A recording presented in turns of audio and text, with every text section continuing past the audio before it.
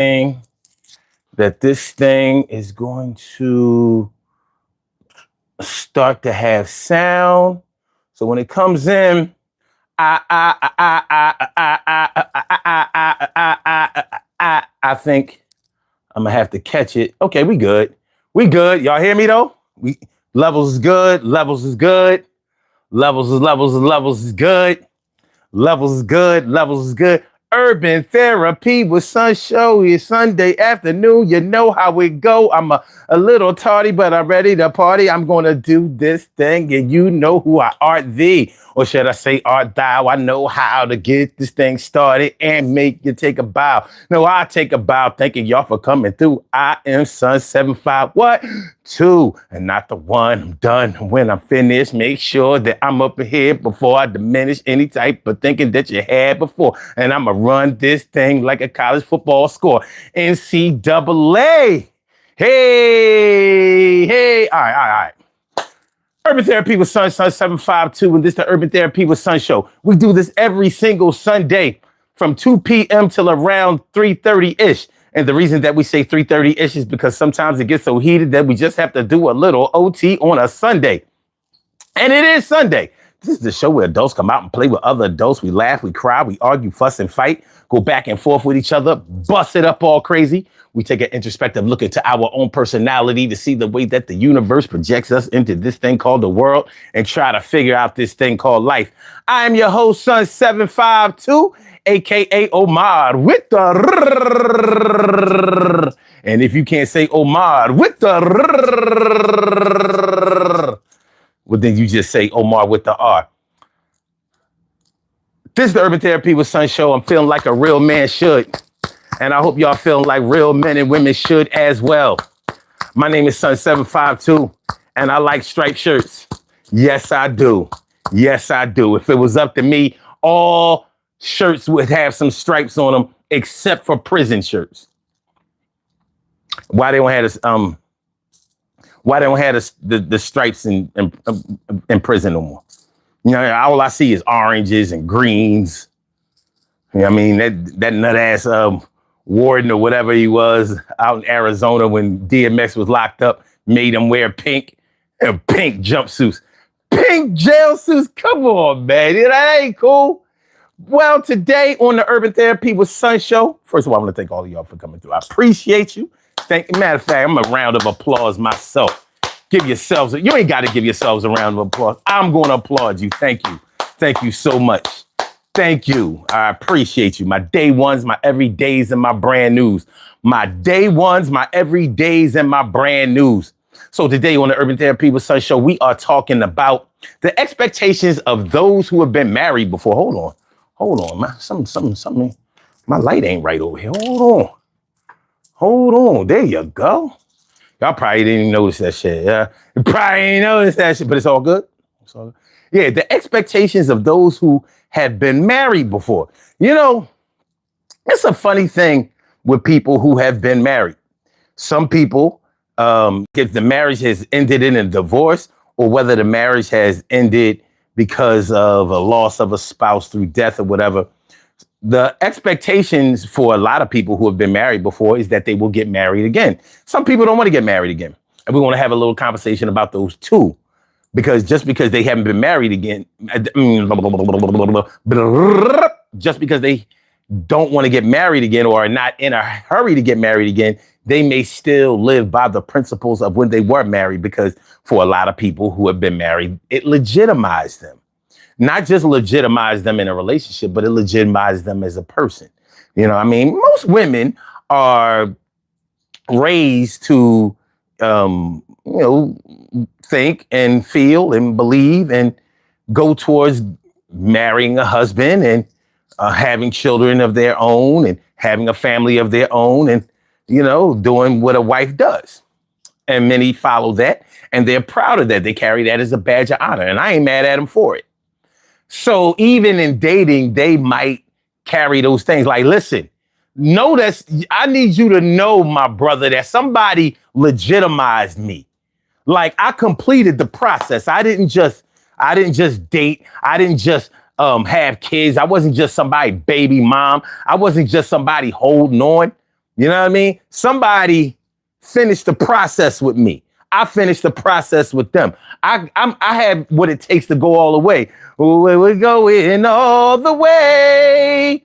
Yeah, you understand what I'm saying? So even in dating, they may require you to be more serious about them, whether you intend to marry them or not. Just know that you're not dealing with just some chicken head that you can be like, yeah, you know what I'm saying? You know what I mean? I'm gonna run game on her. I'm gonna call at 2:00 in the morning. You know what I mean?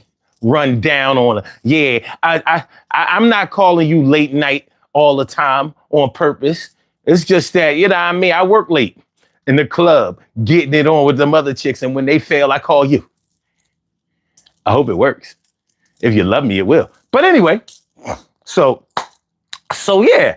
So, you know, the expectations of people who get married or who have been married might be a little bit different than those of a woman or a man that wants to get married. But you got to watch out for them too. We're going to have a little conversation about that too. We're going to have a little conversation about that too. We're going to have a little conversation about everything that's worth having a conversation about. You know, understand what I'm saying?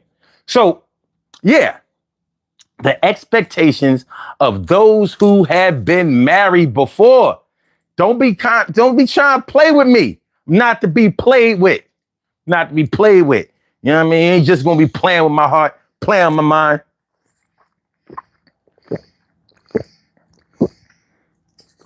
Playing with my kids, playing with my family, playing with my neighbors. When you come to my crib, you park right out there in the front so people can see you. Don't be trying to park in the back. Don't be trying to park in the back, you know what I mean? Where the garage at, hiding your shit. You know what I'm saying? Park right in the front. You pump. And this is not just a female thing. Men who have gotten married and who are serious and maybe possibly want to be married again, or even if they are not in a hurry to get married again, a lot of married men feel like they're legitimized too. Like, listen, as you can see, I'm serious about a woman when I'm serious about a woman. So I took it all away. Yeah, it might not have worked out. You know, we might have had, but I gave it all I could. You know, she just wasn't really the wife type. I was the husband type, though. I took care of my house. I took care of my woman. I took care of my kids. I took care of my responsibility. I went to work. I planned the vacations. I put the food on the table. I paid the bills. You know what I'm saying? I listened to the problems. I solved them when I could. I did what I was supposed to do. So just know when you dealing with me, shorty, you're dealing with a real man. You ain't dealing with somebody that you can just tap their pockets. I ain't just gonna reach in, grab my wallet out and let you, you know what I mean? Just, you know what I mean? But if I like you like that and I think, you know, when you're worthy and we can get there, then yeah, just know, hubby over here, hubby Mac. That's what you can call me, hubby Mac. I'm married, bitches. I've been married 3 times. Yeah, I legitimized my lust. I wasn't just, I do. I do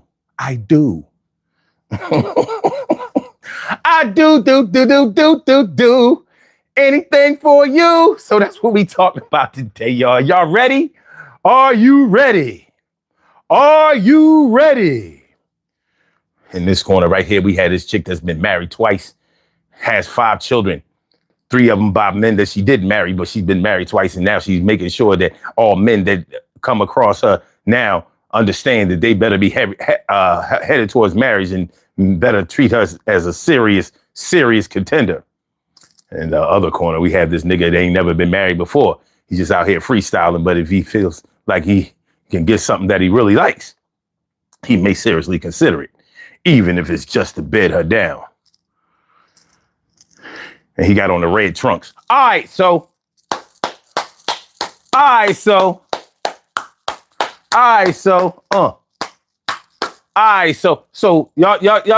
what I'm talking about? Shout out to my people, T Carry, right? Morning, noon, and night. It's always great to have my peoples going directly into your site. And Clay, yo, What can I say? Yo, each and every night we try to break day. My man time, give you the time, give you the rhyme, give you the grease, give you the grime. Yeah, slime. He's not slime. He works in the kitchen. Chef be doing that shit. He's never bitching. Word.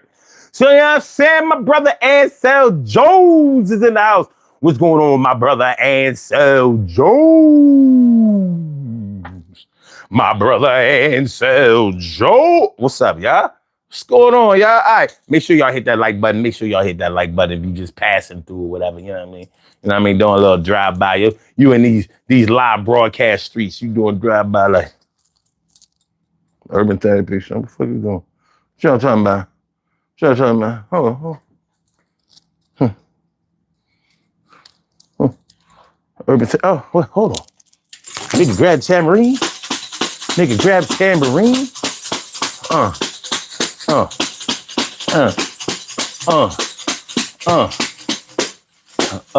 He was doing a drive-by, just stopped by a little bit, said hi, right in the comments. We was doing our thing, we was dominant.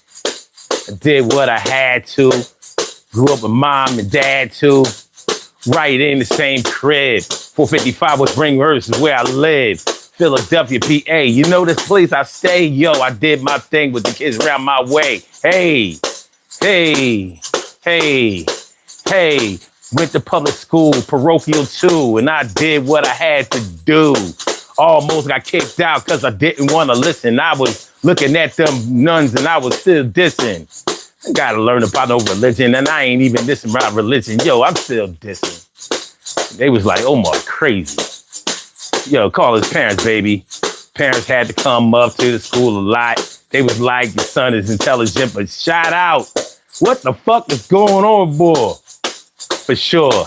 Trying to fight my classmates. I was like, how come you can't fight in public school? You can do that shit all day and night. It was crazy, kid.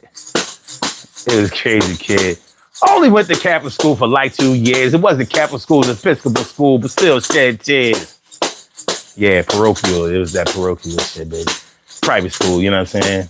You know what I mean? I learned a lot with that shit. Only 3rd and 4th grade, though. Only 3rd and 4th grade. But still, I went to private school before I graduated. Yeah, 12th grade and shit. I still hated it. Yeah, went straight to college. Tried to get there. Tried to acquire the knowledge, you know? Learning shit, burning shit down. Trying to turn my life around. Never really been out there out in the streets, but they was my niggas for real. And I would meet motherfuckers and they would be like, yo, son, if you ever wanna, you could do this shit. You could be the #1 gunner. I said I had to make my money a different way because I did what my mama and my daddy told me to say. Hey. Still learning, still doing my thing. Still paying homage to the king who passed away in 2021. Yo, and I wasn't his only son, but I'm the only one that matters in my mind because I find that I'll be like just like my dad, and I'm still trying to shine, baby. Yeah, okay, all right.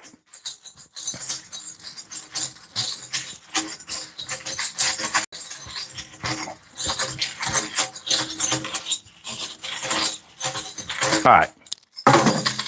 So, y'all ready? You good? Y'all good? All right, we straight. All right, so I'm gonna go take my seat. He says that Dame Dash. Nah, Dame Dash smaller than me. Yeah.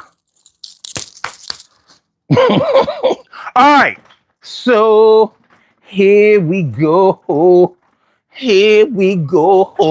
So, what up, Dimples D's? Dimples D's all up in the house. What's going on, my? Good to see you all the time. And who's that? H. Tyson? H. Tyson, what's good? All right, so we talking about the expectation of those who have been married before. Y'all know? You know what I'm talking about? All of us have known people who have been married. Probably the first people that we knew were married were our parents. For a lot of us, not all of us. But as we started growing, getting older, and starting to date and all of that, and I'm 55 years old. I'll be 56 this year, August 12th. I mean, save the date. And so, you know, being as though I never messed around with no young Johns, most of the women that I've messed around with in the last 20 years have been married before. Almost all of them. Not all of them, but almost. Pretty close. Pretty close. Even if they haven't been married legally, they may have been married through religion, like a Muslim marriage or Hebrew Israelite, something like that. And I don't front on that. You know what I mean? Like, listen, as far as I'm concerned, marriage is through God. So if God puts you together and y'all stay together, that's married enough for me. However, the state sees it differently, and you know what I'm talking about. So people who have been married legally, who went all the way getting a marriage license, you know what I mean?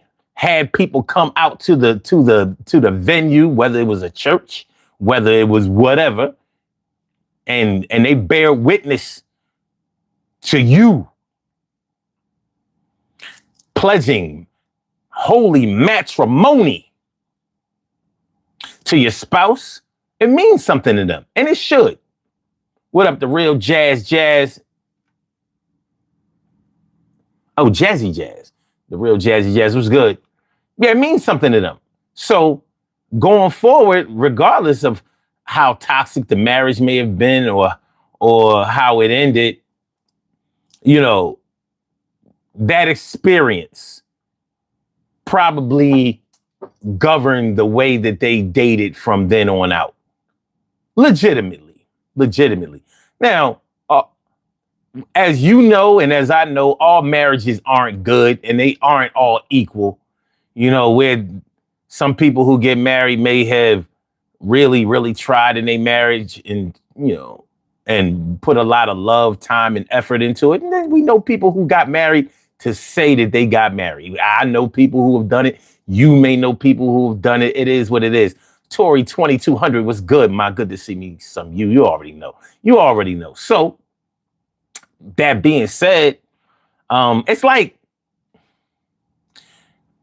regardless of how you feel about it, if you go to college and you finish college, you got your degree, you're going to look at education differently than people who never did that. Not saying that you're better at it, but you're going to look at it differently because you completed that process. And when you complete the process in something, you look at things differently because you know what it takes to actually complete it. You've seen a whole lot of people step up to it. It's like winning the championship. Yeah, I understand what you're saying. You're a hell of a player. And one-on-one, you can beat most. But you ain't ever got that ring. So you don't know what it's like to hoist that trophy above your head. You don't know what it's like to get that championship ring. You don't know what it's like to go meet the president. You don't know what it's like to, you know, go to Disney World or you know what I'm saying, or be the reigning champions all the way to the next year. Even if you leave that team, you still take all of your perks and spoils with you.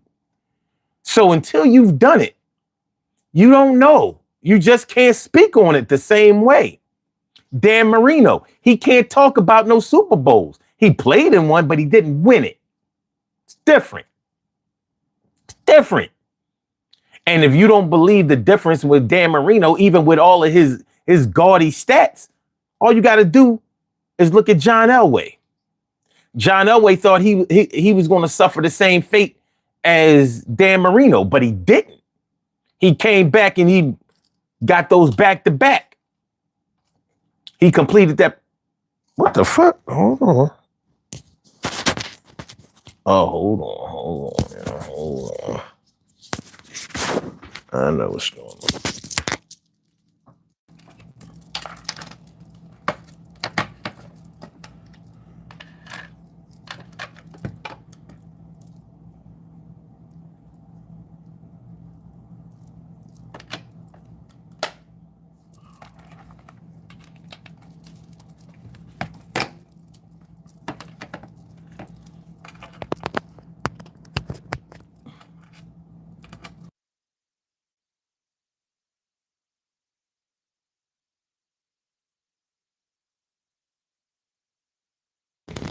The battery had died in the mic.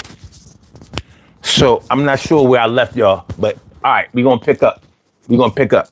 I was saying I was saying before I noticed that we wasn't streaming no more, I was saying how if you haven't completed the process of certain things, there's certain things that you can't talk about or really, really, really relate to because you haven't experienced it. And there's certain things that you have to actually experience in order to say, yeah, I'm in this club. Like Dan Marino. Dan Marino was a great, great quarterback, gaudy stats and all of that, running them up. His stats compare to most quarterbacks in the league that have ever played. But Dan Marino never won a Super Bowl. He played in the Super Bowl and he was embarrassed in the Super Bowl. But he never won it. So every time you bring up Super Bowls and Dan Marino, he can't say that he completed it. He never hoisted that trophy. He never was that Super Bowl MVP. He can't. He don't have no rings. He don't have no hardware. And if you don't agree that Dan Marino is missing something, even though his career is highly respectable, all you have to do is look at John Elway. John Elway thought he was going to suffer the same fate as Dan Marino, but you know he won those Super Bowls back to back, and he completed the process. He completed the process, and trust me, his perspective on that completion was different. He was going into the Hall of Fame anyway, but going into the Hall of Fame with that hardware, feeling that exuberation of winning it, completing it. It's like this is going to be a little different, and I might separate the wheat from the chaff, the girls from the women with this one. But women, there's a difference between having a baby through the vaginal canal and a C-section. With both processes, you brought a life into this world. Absolutely. And you carried the baby probably 9 months. But there's a difference between the feeling of having natural childbirth and having a C-section. I was right there in the delivery room with my baby mom, and I could hear them cut her open. I don't know what they cut her open with, but it made it sound like zzz, like a drill or a saw or some shit like that. And you could smell the burning flesh. Next thing you know, and the reason I couldn't see it is because they had her legs open and they had like a sheet over it. So I couldn't see like directly into the pussy. Mm-hmm. I couldn't see. I've seen it before, but I couldn't see it when the baby came out. So many people say, many shamans and things like that, they say that when you there's a difference between a baby that has been born through C-section and a baby that has been born through natural childbirth, because there is a kaleidoscope of light that a baby experiences when they come through the vaginal canal, and that can't be duplicated by any other thing in this world. They see that one time. You see that one time in life, and you never see it again. It's unexplainable, and we don't know the spiritual significance of it, if there is some. But one thing is for sure, when you talk to a woman that has had natural birth and you talk to a woman who has had a C-section, and you hear differences. Plus, women who have C-sections, they be bragging that, oh no, my pussy's still tight, ain't it? I'm like, yeah, but it's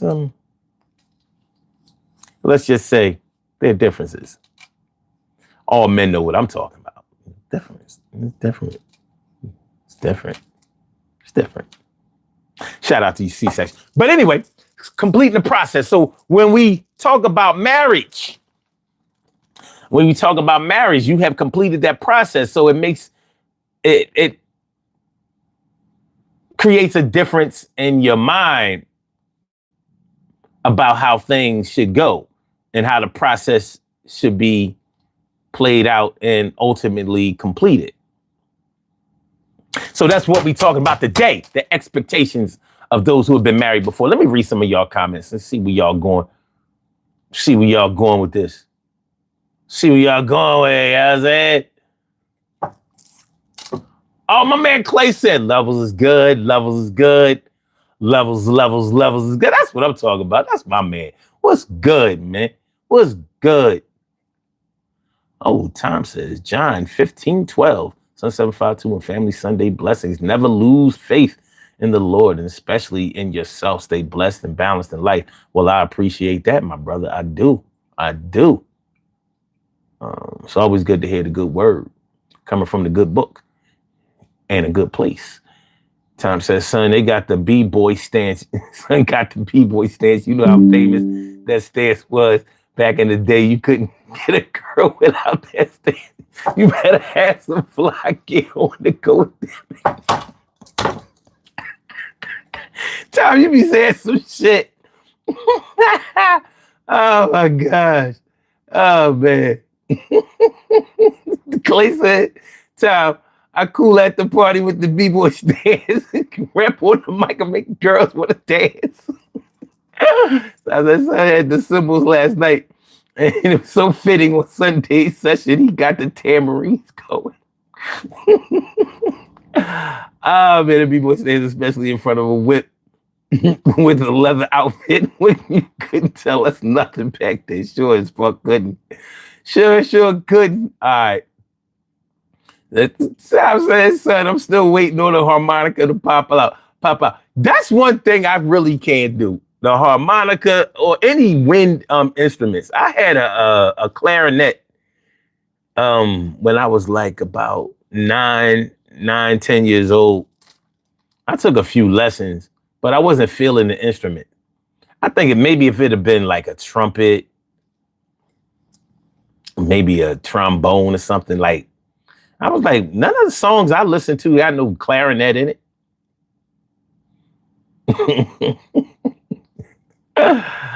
Oh, man. Okay. All right. Hold on. What we got?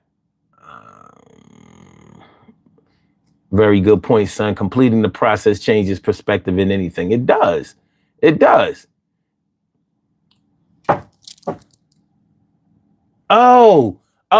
I thought maybe y'all couldn't hear me because I saw that the on the thing that you put in the phone in order for the microphone to work, when it turns red, that means that either you can't hear that they can't hear you, or it's like a mute, or it means that the battery needs to be changed and ain't nobody about to hear you. So I must have caught it right before then. All right, so I'm glad I caught it beforehand. Okay. Shout out to Terrell Davis, one of my favorite running backs of all time. If he didn't get hurt, he would have definitely been up there with Emmitt Smith and Barry Sanders. He was tearing shit up. He was tearing shit up in both of those Super Bowls. Shaq always reminds Barkley that there's levels to the discussion. He not lying. Barkley can't speak on no championships. He didn't do it. He barely claimed with the Sixers. He never came close to it. And then he didn't. When he was with the Suns, I think they went to the finals. He wasn't beating Jordan. Out of your fucking mind. And then when he was with Houston and with Scottie Pippen and all of that, it was like the old heads. That was the team for all of the old heads who never won. Well, Barkley was the only. Well, anyway, Barkley can't speak in those conversations. Allen Iverson, as much as I loved him, he can't speak in those conversations. Interesting thing about Allen Iverson and Charles Barkley, they both played for the Sixers. They have both never made it past the second round of the playoffs, except Allen Iverson did it once, and that was in 2001 when they went to the finals, when they went to the championship. Allen Iverson only made it past the second round one time. And I'm not dissing him. I'm not. But it is what it is. This is why I don't get all gung-ho about the Sixers. We haven't been past the second round except one time since Dr. J was there. What are we talking about? What are we talking about? The whole time Barkley was there, as respected as he was, he never made it past the second round when it was his team. He only made it past the second round one time. And that was in his rookie year when Doc was there. That wasn't his team. When it was his team, he never made it past the second round. I'm not impressed. I don't care what your excuses are. Oh, they never got the players that nigga, you was the player. Sorry, you was the player. All he did when he was here was bitch. But that's neither here nor there. That's neither here nor there. Okay. All right. Oh, Tori said it's fading in and out. Okay. All right. So, all right. My brother from another mother, Norris Hill, sit back, relax, do your thing, max and chill. You know, it's a funny thing because they made you use Bump City, but your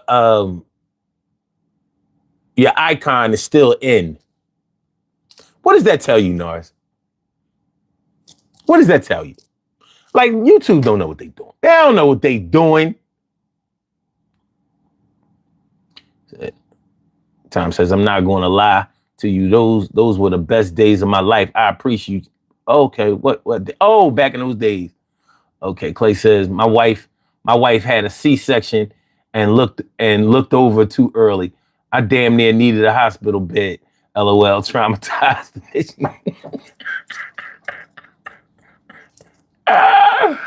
Oh man. All right. Tom says he was better on Phoenix than he was with Houston. That's why I dream on green. Oh, that's why I dream green. Drama. What's his name? Green. Drama Green made those comments. Chuck, I don't want to look like you in a Houston uniform. I mean, what can I say? I'm good. No, I agree with that. I agree with that. So what we're talking about today is the expectations of those who have been married before. Now, I can't talk about being married because I've never been married. You know, all I can talk about is the reasons that I haven't been married or the reasons that I want to be married or whatever. But until you have actually done it, and I don't care how long your relationships have been, because, you know, I could legitimately say, well, I've been in long-term relationships that have lasted longer than some of the marriages that I've known. So why don't I count?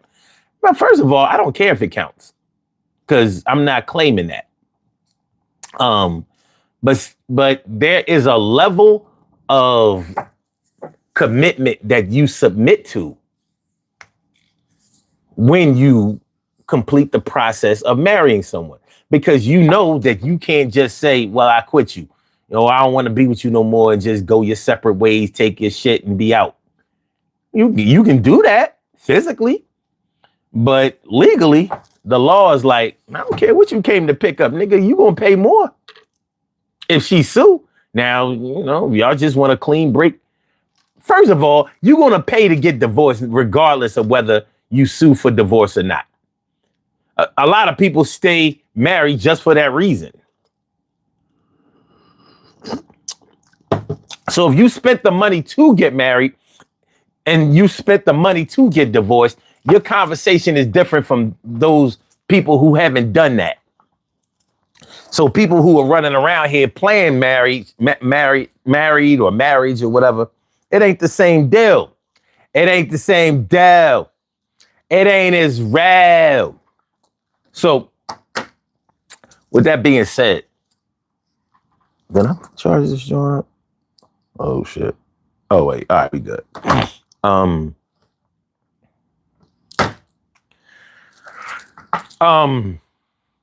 With that being said, when you're dealing with some people who have been married before and you're dating them, a lot of times they want to know what your expectations are. Like, I've been with women who straight up ask, like, what are your intentions with me? What are you trying to do? Because I hope you ain't just trying to get a little cooter. I hope you ain't trying to just bed me down. I'm going to let you bed me down. But just know that all this bedding down ain't going to stay in the bedding down department. She like, I can get orgasms at Walmart. And as I asked for clarity on that and exactly what section they have these orgasms, because I really wanted to know, do they have those for men too? Like, wait a minute. Are you talking about sex toys and roses and bullets and all of that kind of shit? Or is there like an orgasm pill?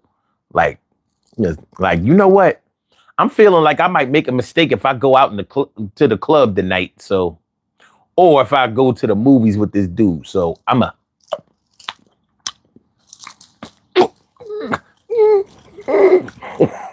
gonna be sick tonight.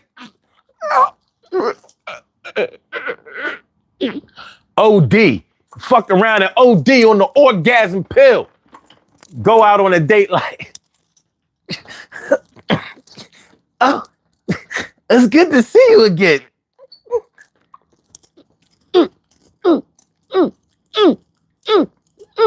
Oh, sorry. That's just my cerebral palsy acting up. It'll stop after.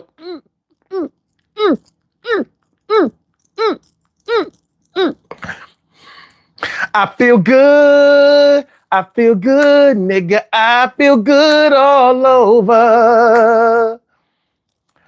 Took my orgasm pill, yeah. You ain't getting none tonight, nigga. I'm not making no mistakes with you. You really thought you, like MC Light said, you keep messing around. I know you want to bet me down, but I'm not one of them chicks you go whipping around. I'm sorry, she said, I know you want to love me down, but I'm not one of them chicks that go ripping around.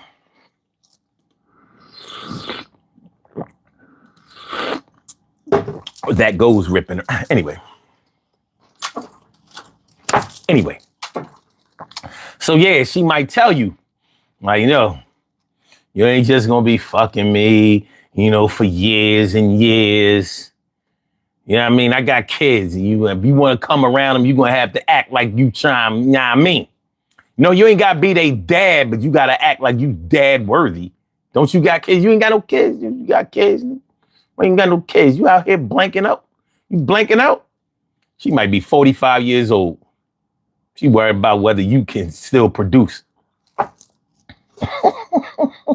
Are you going to shoot me for real? You going to shoot me for true? Pew, pew. Pew, pew, pew. You got the big guns. You working with a 357. You got a little 380. Pew, pew, pew, pew, pew, pew, pew, pew, pew. I'm shot.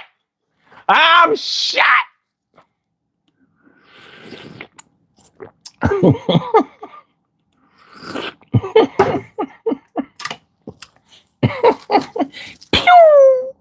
pew, pew, pew. He got me. Somebody call paramedic. Pew, pew, pew, pew, pew, pew, pew, pew, pew, pew. Why is this shit doing this? Should be draining my battery like crazy. What we doing?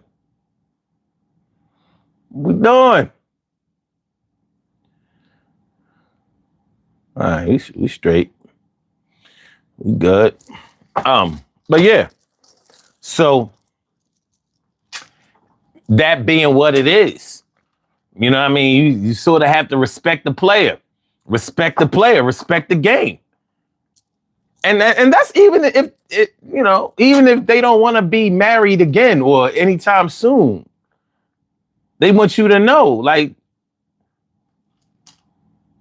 you're not fucking with a rookie, a greenhorn. a novice. You know what I mean? I'm well versed in this thing. I've been married before. Somebody gonna marry me again.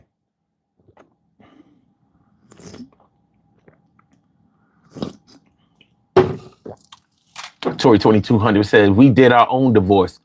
We got married at the Justice of the Peace. That's what's up. Clay says, what was that 70s song? It's cheaper to keep her?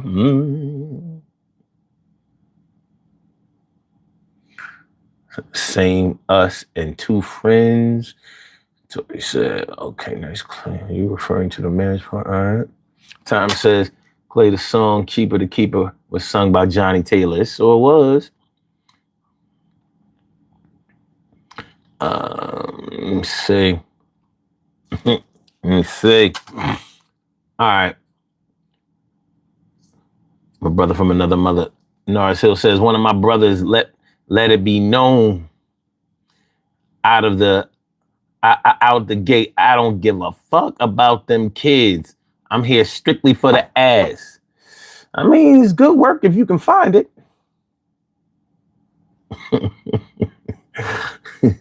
Sir Adam, what's good? Thanks for coming back through, man. I appreciate you.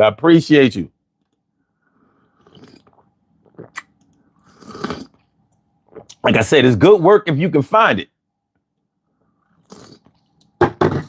You know, with the internet has changed a lot of the ways that we see marriage, a lot of ways that we see dating.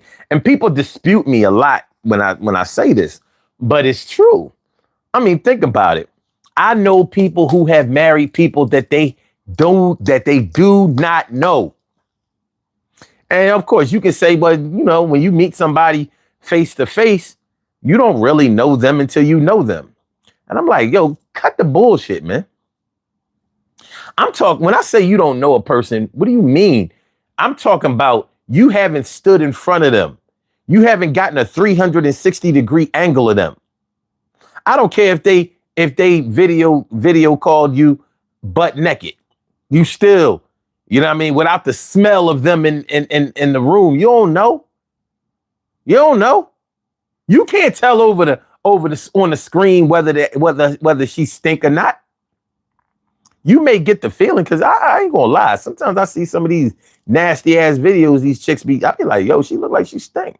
But I be looking at the other people in the videos and they don't seem to be turning their nose up. So I'm like, all right, you know, strippers be having all kinds of shit, you know what I mean, to, you know, reduce the, yeah. Strippers have they have Pro Tools that they use because they, you know, it's ass. And I don't know what kind of ass can be dancing like that and sweating and all that and not give out the ass odor.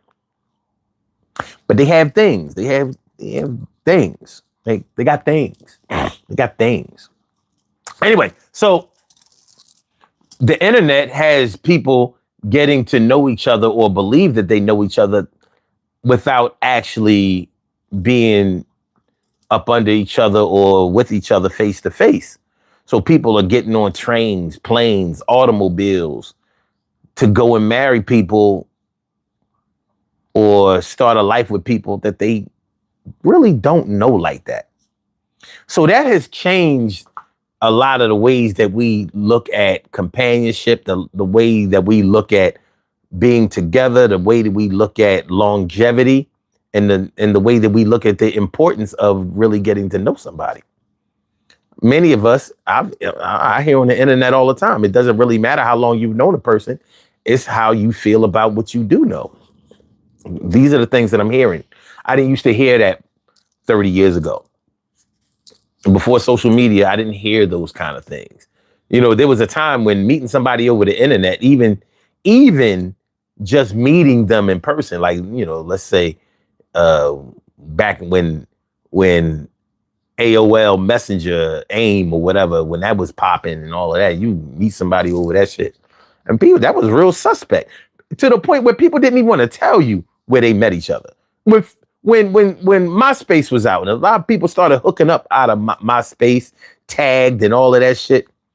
People didn't want to tell you that they met nobody over the internet, even if it worked out. I'm like, I don't. Because we knew about the other social media that wasn't social media that got people killed. Craigslist. Yeah, you meet somebody on Craigslist, that's your ass. Serial murderer network.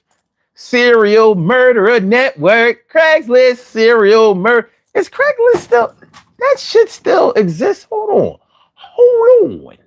I said, hold on. Let's see, Craigslist is still here. Craigslist.com. It's still here. Damn. It's still here, baby.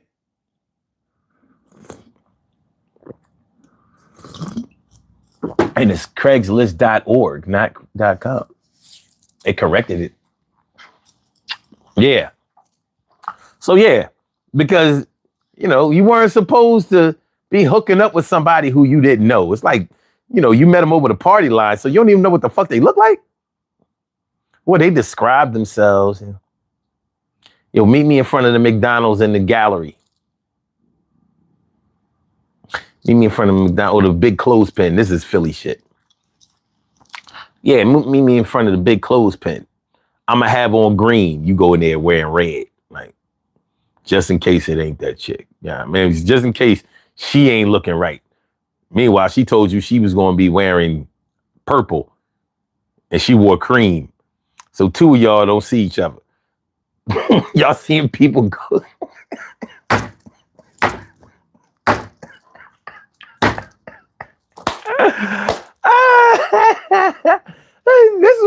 This was way before cell phones and all that shit. So it's like, you seeing people come, people go. You seeing this person lurking around like, damn, that must be her. Go like, listen, your name Tamika? Yeah. Oh yeah. I'm Scott. Oh yeah, I was wondering if that was you, because you said you was going to be wearing green.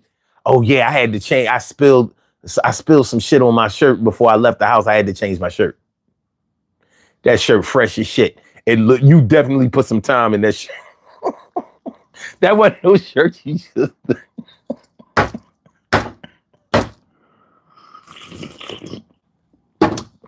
You understand what I'm saying? You understand what I'm saying? All right. Okay. Please say, Lord have mercy. Makes me wonder if smell-o-vision is in the works. Hey, it's shit. You got some people thinking that it's already here. Real shit. Yeah, people think these cell phones can do more than what they. Well, then again, yeah, maybe let me not speak too soon. That sounds like some funkadelic lyrics. It do. Motor Booty Affair. Motor Booty Affair. Aqua Boogie. Never learned to swim. Shout out to Star Child. Shout out to Sir Nose Devoid of Funk. Tom says, back in the 80s, it wasn't cool to tell a girl where you live. We had a lot of Fatal Attraction type of chicks back then. Back then, the chick would pull up to you with 10 of her friends. Was they fly? Just asking. For a friend. Or 9. Black Planet was the ish in the 2000s, though. It was.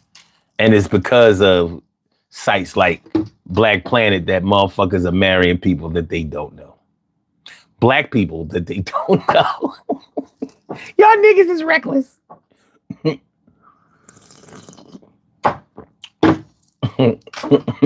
My brother Ansel Jones says, since we talking about not knowing the process of how to get it done, of how it got done. No one can tell the difference between active duty and guard reserve.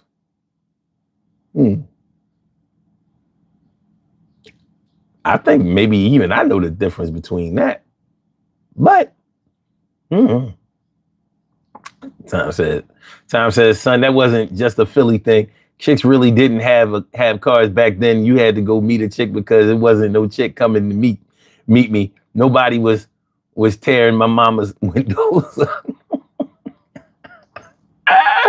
Sir Adam says, or writing girls on girls' number on napkins in the mall. Shit. What about when you ain't had no napkins? All you had, you know, how like you be in the mall or something with your mans in them, or on the street, and you tell him, all right, you get the girl number, like, yo, you know what I mean? It's a number, you can call you later on. You know what I mean? Like, all right, yeah, and this is when it was only 7 digits. Can I get them 7 digits? I need them 7 digits. I need 7. Okay, so you ain't want to take a chance at not remembering this chick number. So you tell your man, like, listen, you remember the first 3 numbers and I'll remember the last 4. So what was the first 3? Her number is 735 6248. What's the first 3? 735. All right, 6248. 735 6248. Or if you had a pen, you write that shit in your hand. Now you can't sweat. You gotta walk around open hand all day like you ready to smack somebody. Like, yo, what's that on you? You got a tattoo on your palm? Yeah, it say Tiffany. 735-6248. 735-6248. Like, I'm gonna go home. I'm gonna call her. Yo, as soon as I get the camera, I'm gonna call Tiffany. She bad in the motherfucker. She bad up, Tiffany. Tiffany, that's a gift for me. If it works out, I'm gonna marry Tiffany one day. Someday we'll be together. Oh yeah. Oh, yo, man, what's the first 3 numbers? What was it? What was it, like 537? No. Was it 5? No, man, that don't sound right. What was the last 4 numbers? 6248. I remember mine, man. What was the first 3? Hold on. Oh, it was like 7. Dude, yo, man, I got you seen him, man. Come on, stop playing. He probably acting stupid because he gonna fuck around try to call her first. Yo, you can't have Tiffany. Tiffany belongs to me. That's my Tiffany. Mines. She mines. She mines. She trying to take mines. You trying to take mines. Oh, I think it was 735. It was 7. Yo, man, good looking. It's my bad. Calling him, man. We gotta call it. I'm calling, man. It's 735-6248. Tiffany. 735-6248. 735-62. Tiffany. 735-6248. Tiffany. 735-6248. 735-6248. Tiffany, where can I turn to?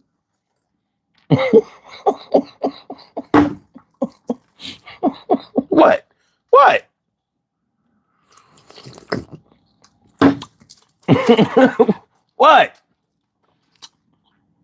Man, if y'all saw Tiff, you would understand. You would understand. Shout out to 1985. All right. Clay said 800. Tom said, something very easy depending on where you at. Go grab some paper. I had my license and I was 16. I don't know how old brothers was where they had their car and the chick will call you quicker back then. Shit, you was the man. Yo, you was the man, dog. None of my bulls had none of them had no car at 16. Not 16. Maybe like one of them. But they was selling crack. That don't count. Wasn't no regular dudes with no car at 16. You might have been stealing your parents' car, borrowing it at 17. That happened. You could borrow your parents' car at 16 too. But your own car, I'm gonna tell you like this. If I had a car at 16 years old, I would either have AIDS or 20 kids or be dead. In that order.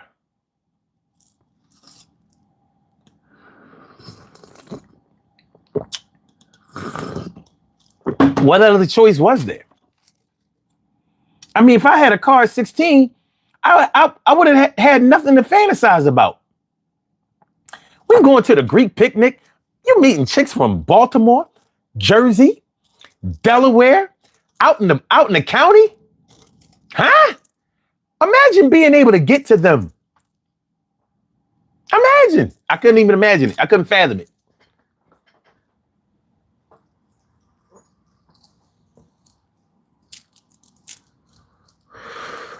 I didn't get my car till I was 24. I had cars, but I didn't get my car till I was 24. And that's why I'm here today. That's why I'm here today. Healthy. I wouldn't have been healthy at 16. I couldn't handle that. I already thought I was too cute. With a car? I'd have been like, I'm better than all y'all motherfuckers. Plus, I would have had to run niggas over. The jealousy would have, Only dudes I knew that had cars was either drug dealers or dudes who ran away from home. I'm not even bullshitting. I'm not even bullshitting. But it's all good. It's all love. Justine Illusion, what's good? What's good? Clay says, I had mom a Chevy Chevette. Damn, translation, brothers walking got more play. What, a Chevette? Oh, the Chevette.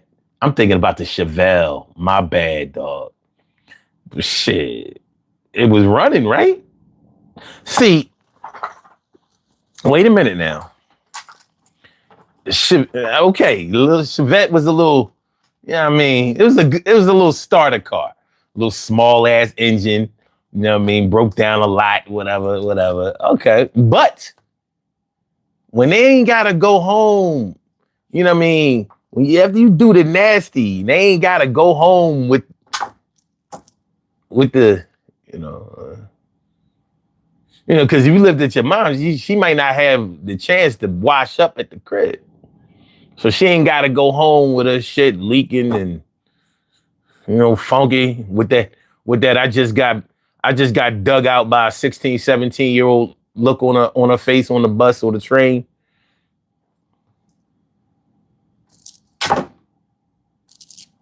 I mean, Chevette beats Scepter. That's Southeastern Pennsylvania Transportation Authority for those who don't live in the area. That's our bus system, our transit system. It beats anything. Chicks will ride in any car at a young age. Like, he got a car. We can go to the movies. We can go to the park. We can go anywhere. You can take me anywhere.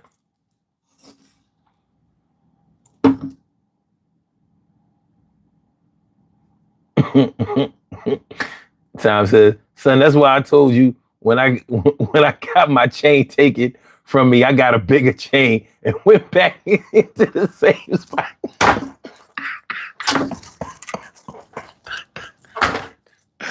Oh shit, 'cause that is so something that I would do. Like,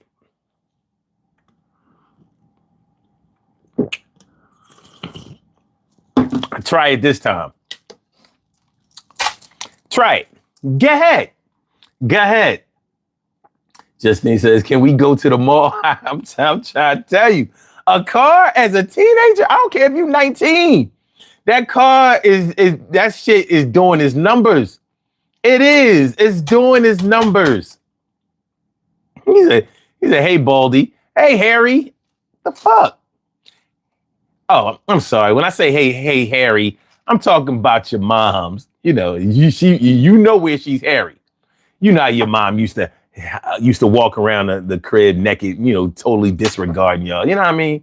You know, your mom name is Harry Bush. Harry Bush. And her first name ain't Harriet. But it's all good. It's all good. Clay says Chevette and being a cornball. I left that part out. LOL. I'm out in the Jersey suburbs. You sound more advanced than I was.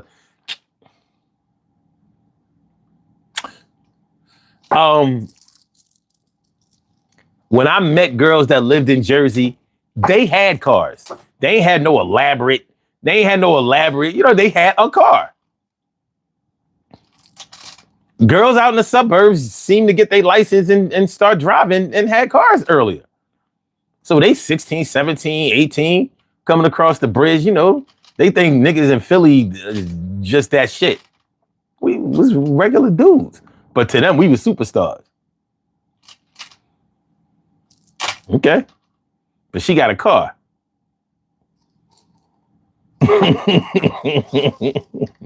She's coming. She'll be coming across Ben Franklin when she comes. She'll be coming across Ben Franklin when she comes. She'll be coming across Ben Franklin, or maybe the Walt Whitman. She'll be coming across Ben Franklin when she comes. I think I saw her on Tacony when she comes. Think she came across the Coney when she comes. Maybe it was the Betsy Ross. I don't care. I'm taking a loss. Yo, she's coming across the Tacony. All right, man. Hold on. Come on, man. Come on. We supposed to be talking about the expectations of those who've been married before. Y'all all over the place. Hit the like button. Y'all do me a favor. Please hit the like button. Share the show. Subscribe to the channel. You haven't subscribed to the channel yet. and I don't accept you being no cornball. Cornballs don't have cars. I'm sorry. I'm sorry. Shit. Even if you a cornball, once you get a car, you have been upgraded. You've been upgraded. Justine says the mall was the spotty spot back in the day. That was our social media. It was. And it makes me sad that we don't have stores to shop at anymore. The internet killed the mall. Like, you know, the food court, baby. Come on, man. Where the people? We don't have a common eating place anymore, Justine. You know what I mean? People out here ordering Uber Eats, DoorDash. I'm like, huh? Get your ass out. See people. Meet people. Experience something. You know what I mean? Even with the GPS, now you know exactly the way to go. Before we had the address or whatever. We had to ask somebody if they ever heard of the place. Oh yeah, I heard of it. You gotta go. All right, you know where such and such live at, because these are the kind of directions we would give out back in the day. You know where such and such live at across where their grandmom used to stay. Yeah. All right, it's near there. But instead of the street where the grandmom was, the main street that you go down 2 lights, and it's across the street from the movies. So it's across the street from the movies. You know, we went there before. Remember, we saw Goodfellas over there. So you go over there, but it's across the street. It's all right too. That joint all right. That's how we had directions back in the day. You asked people when you went on a long trip. You asked the people at the toll booth, "Oh, do you know where such and such is?" And they knew. I don't know how the fuck they knew, but they knew. Oh yeah, you know, the third exit. You get off, make a right, and you go down, you know what I mean, routes, this, that, and blah, blah, blah, blah, and you get there. And they was right. Gas stations, they knew where shit was. We got GPS. It just has taken people away from knowing each other. But I can't bitch about it, because who would I be talking to if we didn't have the internet and social media? this is a form of social media, and it's definitely on the internet. So, you know what I mean? There are definite benefits to it, but come on, man. Malls all around the country are dying because we ain't. I like a food court. You know what I mean? You know, you go to a busy ass mall, especially around the holidays. You go like, yo, you know, all that Christmas shopping and all that shit. You be tired.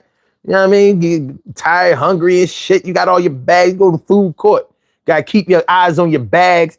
Make sure that somebody watch your bags while you go to the bathroom. Relieve yourself, wash your hands and all that shit. Come back. You know what I'm saying? They have good eateries. They had good eateries in the food court. Bring back the food court. Bring back the mall, goddammit. Who was this dude talking? What he was talking about? What he was talking about? Let me see. He said, you a clown dummy and let me see what he said here.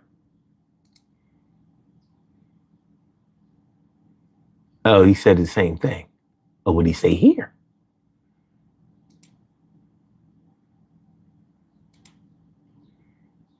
Let me say, why you lying? Be honest, bro. Okay, what did he say here? Bro, why you lying? Too much, you freaking clown. Damn. And he's not here anymore? Rats. Okay, Tom says 1989 Impala in mint condition. The color was black, and Pops had the inside of the car nice as hell, so I couldn't miss the car. Wait. So I couldn't miss the car, and that Corvette is what I really want to drive around. Of course. Son, the reason why I did that is because when people see you, they're gonna keep trying to do to you if you don't do nothing back to them. So I went back to the block and said, try it again. I totally understood. The box Impala, that shit was on fire. I hate it when the new Impalas, I'm like, that's not an Impala, man. I don't care. You could throw an SS on the back of that shit. It's not an Impala.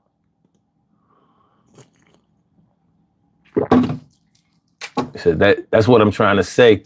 Once you get a car and a female doesn't have a car, you are extremely, extremely updated. Facts. Tori says, all I remember is catching the bus and train everywhere. Exactly. You can meet a man that can rescue you from that shit. I mean, you going to at least give him some consideration. It ain't like you dating him for the car, but that shit is a plus. Like what you said. Instead of him having to come all the way on the bus or the train to get you, and then y'all got to get on the bus, train, or the cab or whatever to go wherever y'all going, he coming to get you. Shit. I dated chicks that had their own car. They came to get me. I paid for everything else, but they came to get me. I was like, yeah, this is so cool. This is so cool.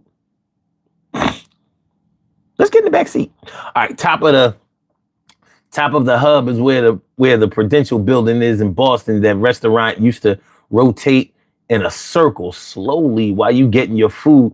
And the chick was from Project. She felt like Diana Ross. Damn, she on a revolving stage for food. That is some fly shit, though. Wow. Fuck around, get dizzy. Clay says, true that.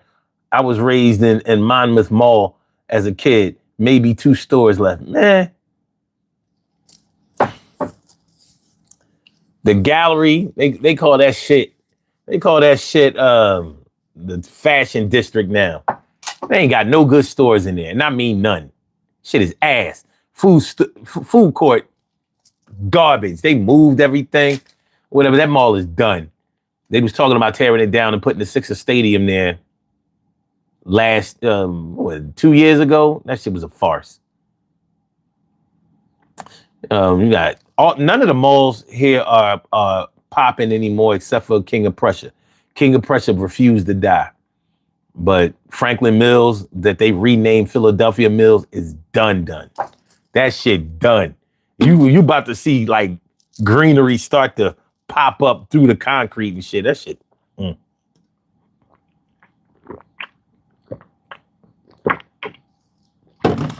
I think Cherry Hill Mall is still doing their thing. Not out in the burbs, maybe. But in the city,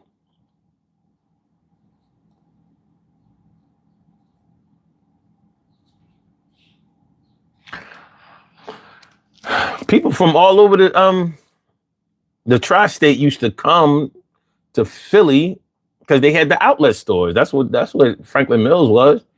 You know, you had the Nike outlet, you had all the high-end shit, whatever you can think of. Dolce Gabbana, Prada, they had outlet.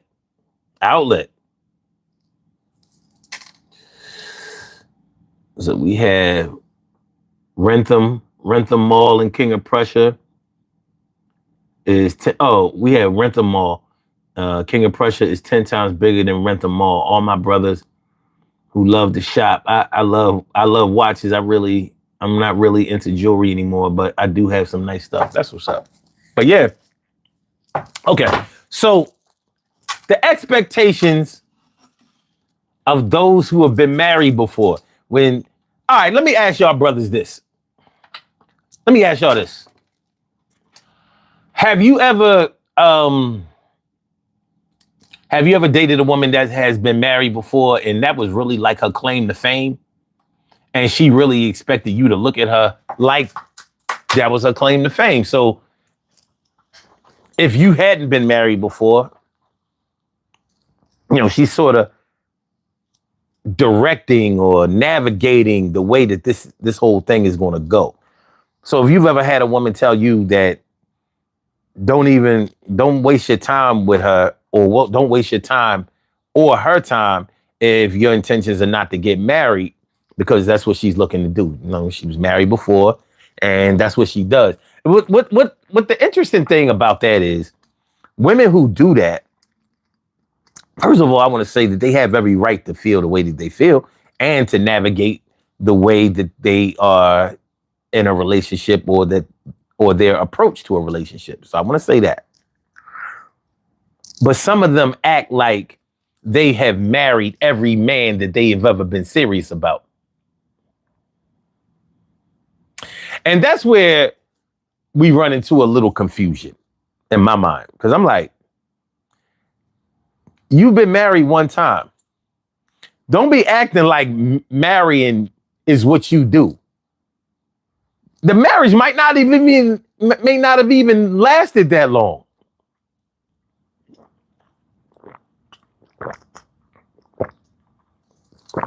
But you over here acting like you marry Mary. And a lot of times it's game. Because she's really trying to young boy you.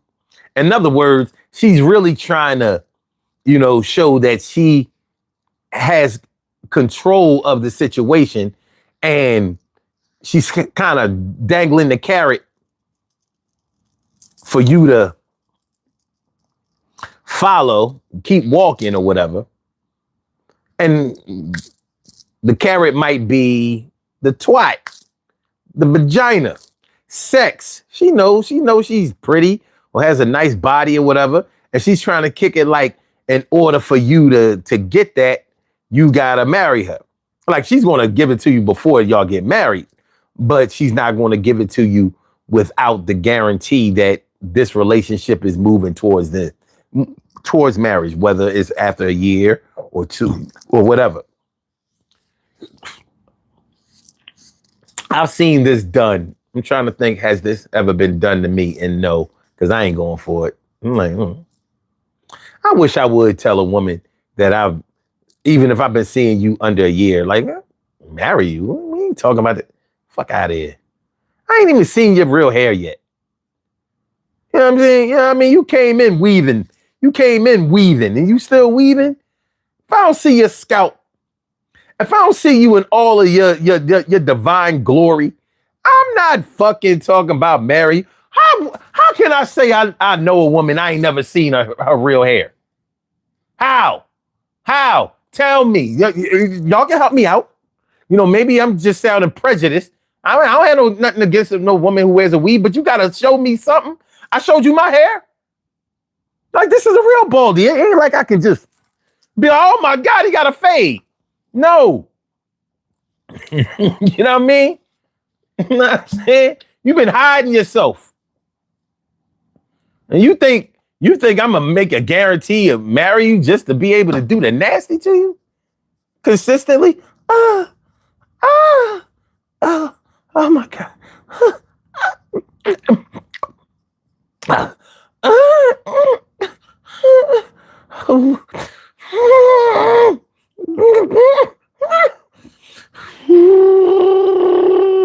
Okay.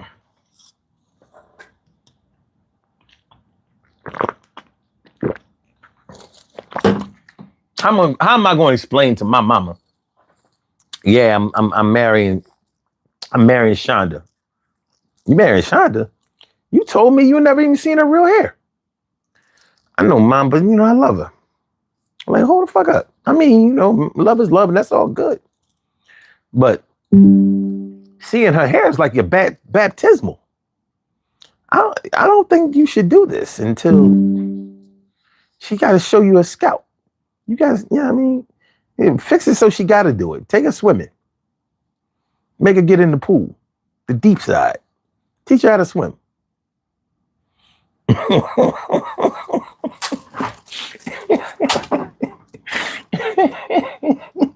You know what, Betty? Go on vacation with her and go snorkeling. Stacey White was good. Take her snorkeling, oh.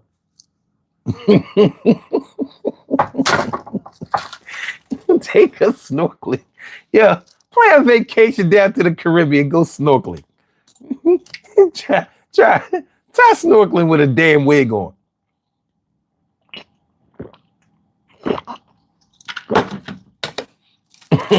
Take her snorkeling.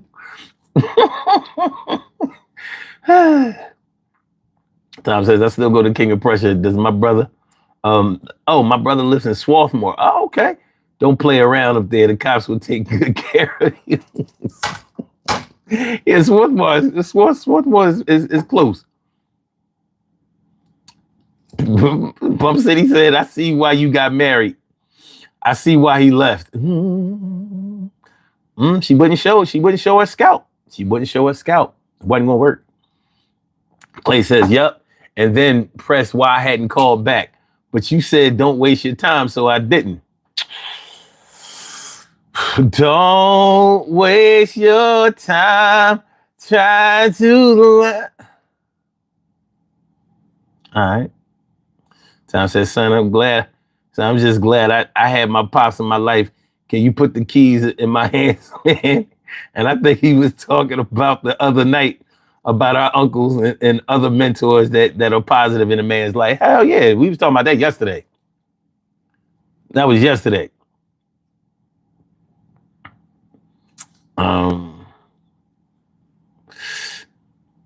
Ansel says relationship based on lies. She thought if you showed her your hair, if she showed you her hair, then you was gonna be out of there. Near, clear, dead. Then I'm out of here.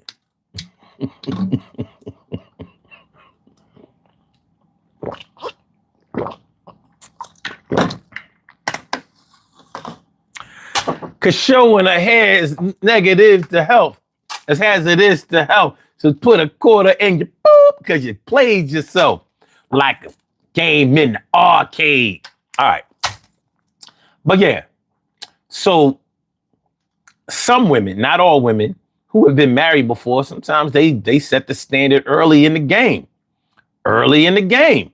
And if you go for it, then you already know how your marriage is going to go.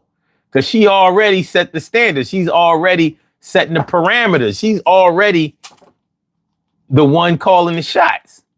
And if you let her call the shots just so you can get a shot, hey, that's on you, dog. You know, niggas be thinking like, yeah, I'll tell her what she want to hear or what she need to hear right now. And then later on, I get everything. Man, you do not want to deal with a chick who you have made false promises to. Because she going to remind you. You going to get reminded. You got reminded. Tori, I like your swimming symbol. Your swimming emoji. That's right. Take her snorkeling. Take her snorkeling. You'll find out what she really is, because what I mean, more than likely she can't swim. And then on top of that, she had to take that wig off. If she do all of that for you, if she swims for you and knowing that she can't swim, and she take her wig off for you, then you're the one. You're the one for me. You're the one. And shout out to SWV. Computer lies in public. Oh, computer lies shows in public. Relationship based on lies. Tori says, I've always had an aversion to wigs from childhood. Must be some epigenetic. I never heard that word before. But yeah. Nowadays we have to kind of deal with this. I used to be staunch in my life. No, man, I ain't doing no chicken, no weave, no. Oh my God damn. They start flooding the system. Stacey says, y'all men sound like broken records. Which broken records?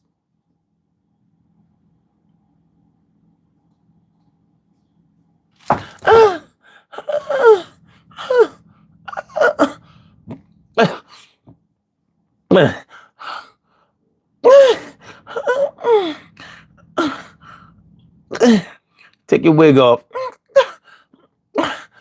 Okay.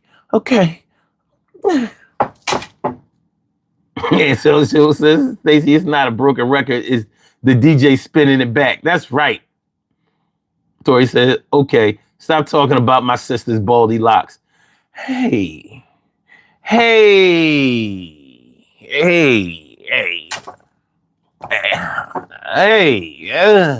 You know, a lot of women are experiencing baldness nowadays, hair thinning all crazy. You know what I mean? Shout out to them chicks, their hairline starting all the way back here. They got half a head. That shit starting all the way back here. They don't even bother with the left eye bang no more. You know, the left eye bang. You know what I mean? Yeah, you used to have a bang on the head, the bang. Now they don't even fuck with it. You know what I mean? You got the baby hair. The baby hair is so far back, it only come to like here. The hairline starting back here. She, for all intents and purposes, she got a mullet. She talking about she got shoulder length hair. Like, what you mean? It shouldn't be hard to have shoulder length hair. It's starting damn near at the back of your neck. Your hair starts so far back on your head it look like you got a shag. You got a shag, shorty? Shorty got a shag. You remember the shag cut you had to got a shag. She got a shag. She got a shag.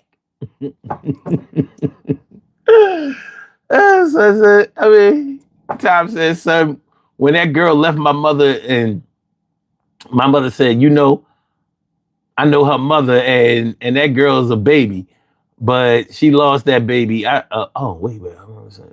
girl has a baby, but she lost that baby. Oh, shit. Oh, damn. Oh, oh, Lord. Well, how come? Oh, I know what happened. Hold on. I got you, Madam Wims. I got you. Hold on. What? Why come?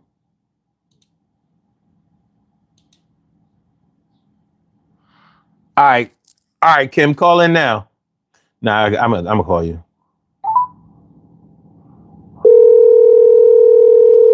I got you.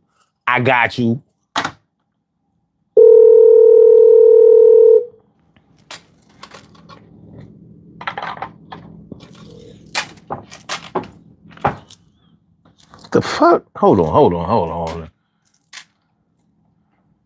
We're not doing this. Okay. Oh, that's why. I had my damn earbuds out. They should have been. Now we good. We good? You good? You there? I'm here. All right. Sorry about that. That's why it didn't ring. I got both earbuds out of the charger. I didn't know. I didn't hear nothing, and I wasn't looking that way, so I didn't see nothing. All right. You have to drink the house today? Huh? That's what I was like. He's working the house today? I'm doing what? Nothing. Okay. Oh, I wasn't taking no calls today. As you can, well, I don't know if you're watching it on the monitors, but yeah, I couldn't. Yeah, that's what made me call in because I started doing the weird stuff, and I was like, okay, what is this topic about? Because why are you already doing the nasty fingers? You know, I like doing the nasty fingers. I think it's. I know. That's what I'm like. Let me see what it's about. I've been doing the nasty fingers since I was a kid. Before I was. Oh my God. Before I hey, did. Chad, what's up, family? Others. Before I did the nasty, I had the fingers doing the nasty. You know? So one day I'm going to do what my fingers do, and I did. I did what my fingers did, and yeah. Anyway, so we're talking about the expectations of those who have been married before. Oh, that's where the nasty fingers came in. Okay. All right. Well, we were talking about women who have been married before, so their expectations are that you are going to date them with the purpose of marriage. Sometimes it works out, sometimes it doesn't work out. But you know, they may be withholding sex until you submit to, you know, at least say that, okay, yeah, we gonna get married. Drop your drawers, get a dress.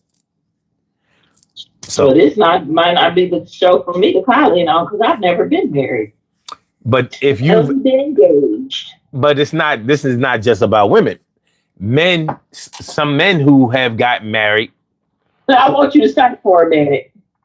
Listen to how you said that. I said this might not be the show for me to call in on because I've never been married. You said, well, this isn't just about women.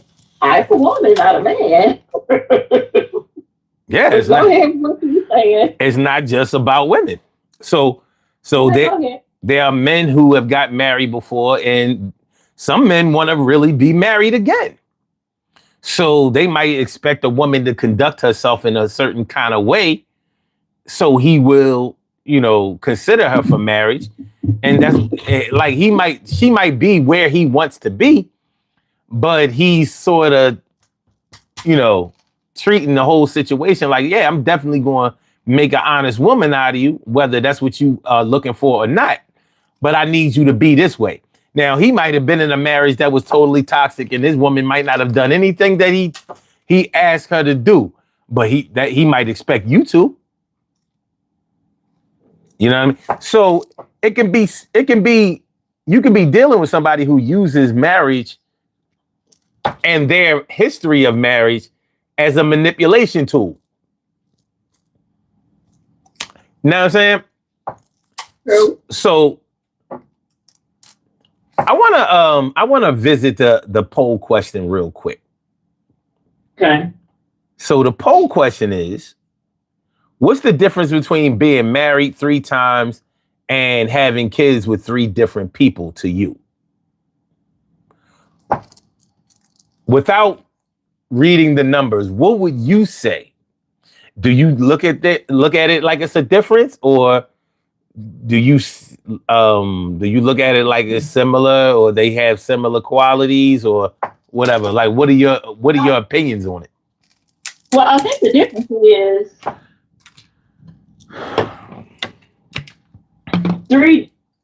having children by 3 different men and being married 3 times. The clear difference is there's something that's left for a lifetime that's tangible versus a memory. That's the biggest difference. Wait a minute.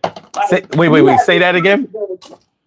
Because having children by 3 different men in comparison to be married 3 times is you're left with something tangible for a lifetime. Okay, I have these children versus a memory. You just get a memory when you've been married 3 times.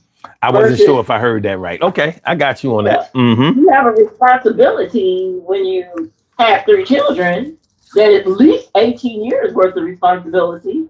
But for a mom, it's a lifetime. Mm-hmm. Mm-hmm. So I think Mm-hmm. that's the most significant difference. Anything else? I mean, that's an opinion. People base it on their opinion, but that's a fact.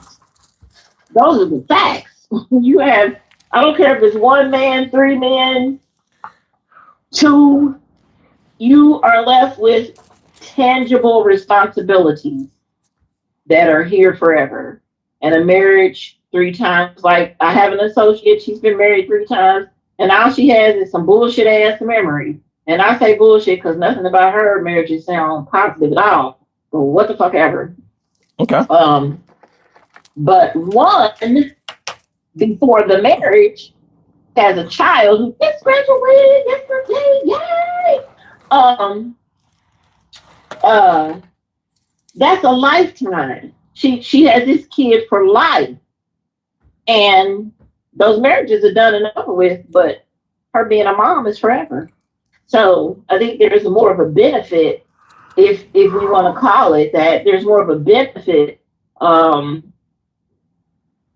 to having the children versus being married. And I know people say different, they'll say the Bible, blah blah, fuck that.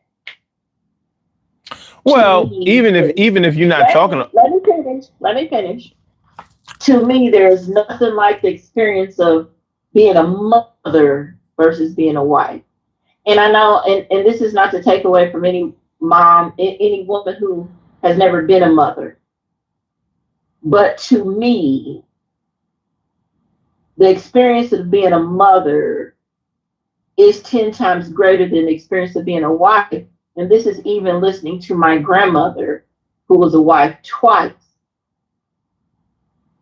The loss of a marriage didn't hurt her like the loss of my mother and my uncle. okay. Having children and grandchildren meant more to her than that marriage certificate. So that's why I say that. Okay. The thing is, all right. So even without the Bible or any type of religion or whatever, having kids by three different people is probably not going to be looked at as a flex. It's not a flex. And being married three times is probably not going to be looked at as a flex. But some people think it is, which I think it's crazy because they think Elizabeth Taylor is the mega bomb because she was married 700 times. Well, they looked at that's Hollywood shit, that's showbiz shit, and they can't measure real life. On the streets where it matters, anybody who has been married three times or more is not going to be a flex in anybody's mind. It's not a flex.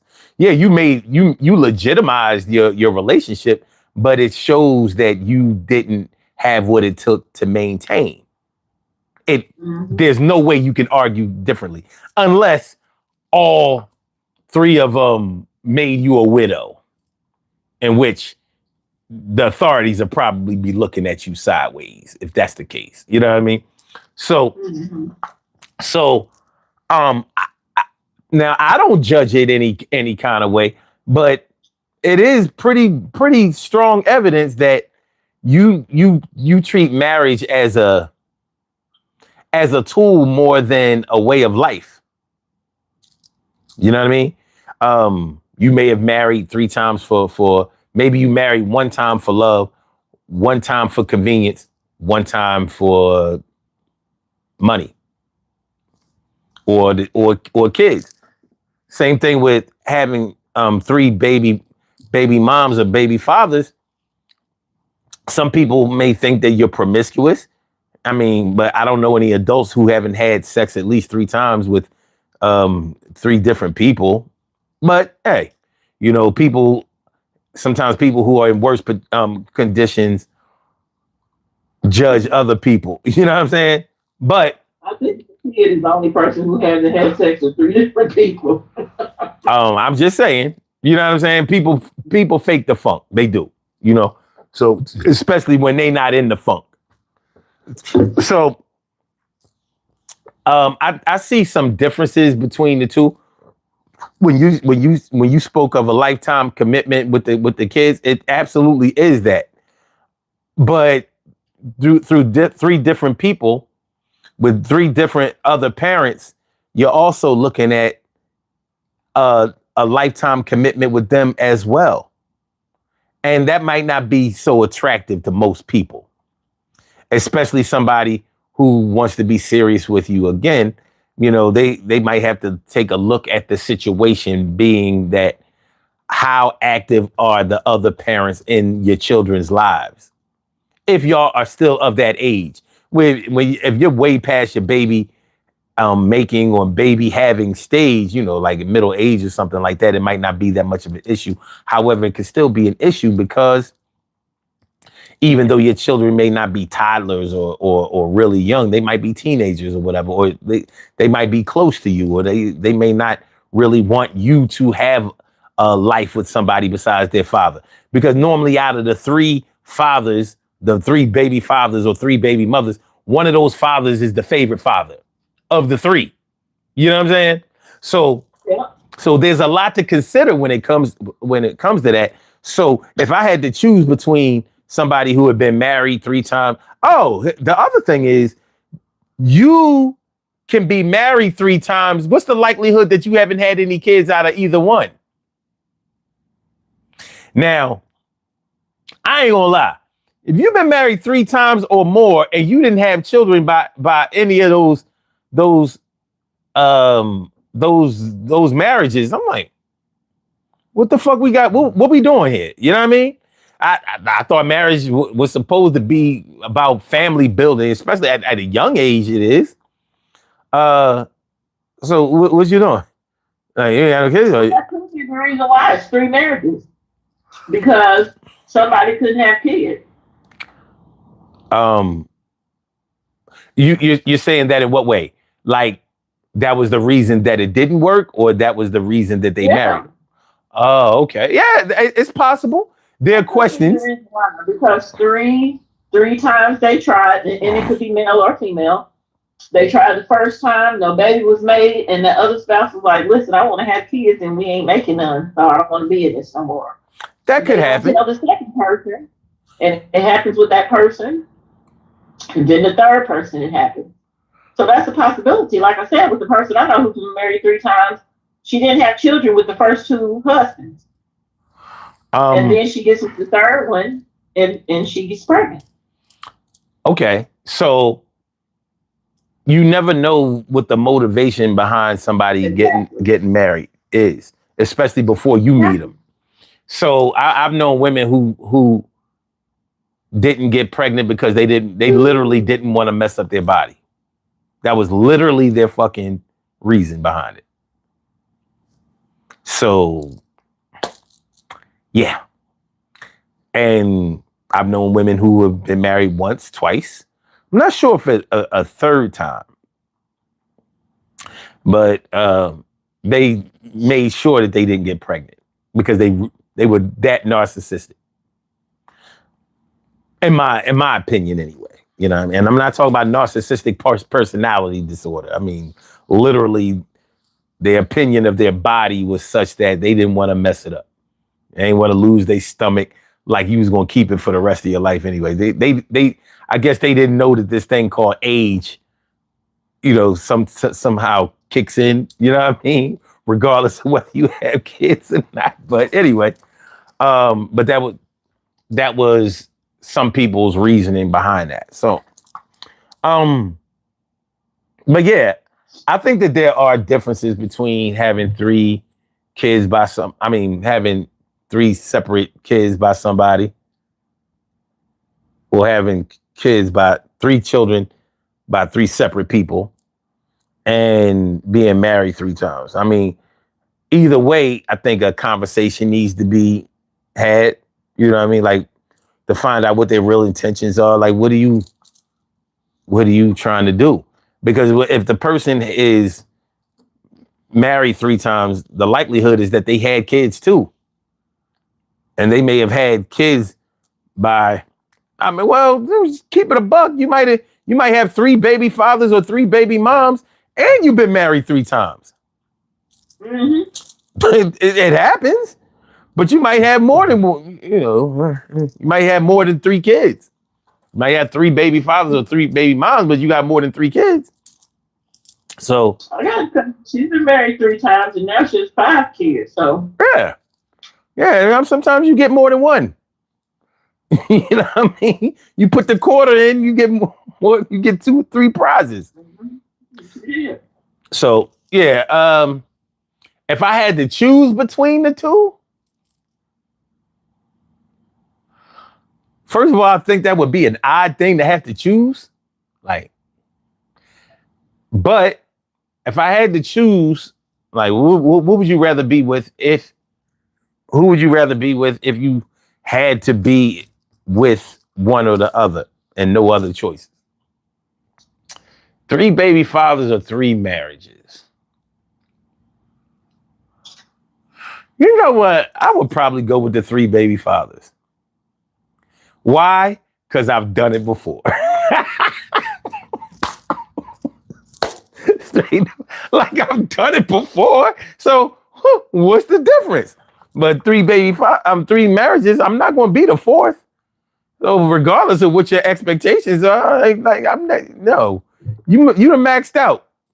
You done maxed out. But that's just me. The next man might say, nah, 3. She might not even want to get married after 3 marriages. I'm like, I don't know, son. I don't know. Look, my dad was married 3 times. And he really tried not to be married the 3rd time. But it was his baby mom. It was his last baby mom. She wasn't having it. Like, yo, you promised that as soon as your wife was gone, okay, fuck it. God damn it. Yeah, I come from some shit. So yeah, the way I look at the world is a little different. But yeah, I take the 3 baby moms. Why? Because it's familiar. 4 baby moms. It's familiar. I mean, 4 baby fathers. It's familiar. 5, it's familiar. Yeah, I've seen it. I seen it done. I seen it done. So, yeah. Of course. I'm over here trying to think about what I would want to do. And now, taking into consideration, this is the 55-year-old me talking. I'm not sure if the 45 or 35-year-old me would be saying the same thing. The 35-year-old me probably would say, you probably still go with the 3 baby fathers. I don't give a fuck about your 3 marriages and shit. But the reasoning behind it would be a lot different. So which one would you pick? So the 35-year-old me would neither, and the 54-year-old me is neither. But if I had to choose, if a gun was to my head to choose, gun to the head. It would have to be the marriages. I'm not dealing with 3 mothers. I'm just not, and only because I'm a woman and I know how women could be. Because 2 of them might be great, but one of them is going to be an asshole. And here, bitch, I didn't have a baby with you. I'm not going to argue with you. I'm not going to argue with you about this man and your child. I didn't lay down and have the fun, so why do I give a fuck? I don't want to do that. I'm not. How you know they had fun just because they had a baby? I know people who had babies, they had no fun. I just know I didn't get the pleasure of it, so I don't care. So I don't want to go back and forth with some woman about her kid and that man she had a relationship with. You know what I'm saying? And like I said, 2 could be great, but it's 3. That's too many. one of them is bound to be a jerk. And I don't want to deal with that. So it would always, for me, just be the marriages. Because I ain't saying I'm going to be a new wife at all. I just know you got it out of your system, maybe. Maybe. We'll talk about it. Yeah, make sure that you keep that maybe in your back pocket, because some people ain't done. Listen, maybe it's always in my back pocket now, especially since my best guy friend, I remember when he first got married, he was saying, hey, if this don't work out, I'm not getting married again, blah, blah, blah, blah. And he got married again, and he let it be known if this one doesn't work out, he will be back on the market for another wife because he loves being married. And I was flabbergasted because this is a man who didn't even want to be married in the beginning, and then all of a sudden he was married. And now he's not getting enough of it. And he's always on me about getting married. He's always trying to marry me off to somebody because he is enamored with the idea of marriage. And he's now, our church and stuff. So you got to get married. And that's just his major song to me. Like every week, it's a conversation about when am I going to get married. Nigga, I only have a boyfriend right now. What are we doing? But he loves the idea of marriage. So knowing that this has happened to my guy friend, every man, it's in my back pocket that I don't care what you say out of your mouth at first, because one day you may change that. So. Yeah, well, nobody can get married for you. It has to be a decision that you make on your own. However, old heads had a very different view of the world and relationships and marriage. You know what I mean? You be hard pressed to find an old head who has been married who doesn't think that it's a good idea. They'll push you right into that marriage pool. Like they don't give a fuck if you can swim or not. You better just move your legs, your legs and your arms. You paddle That's something. what I'm trying to do. Tread water, float. Yeah. Listen, it's to the point. My friend is like, it don't even have to be for love. You don't even have to marry for love. Just get married. What? No, not doing that. Yeah, well, I mean, I don't. I couldn't imagine getting married for anything except for love. I don't give a fuck about none of that other shit.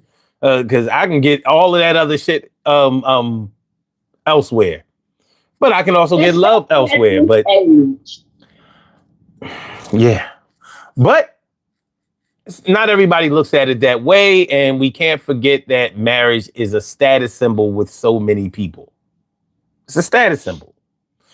No. Especially, but I was about to say especially with women, and I do think so in comparison to men. But I've known men who looked at it as a status symbol too.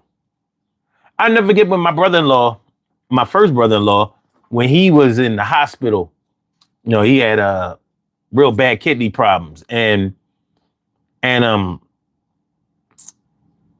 they were tested. They had us all come in to see if we were a match or some shit. No, I think that it was a match just for the blood transfusion. I wasn't giving them no motherfucking kidney. I think it was just for the blood transfusion. And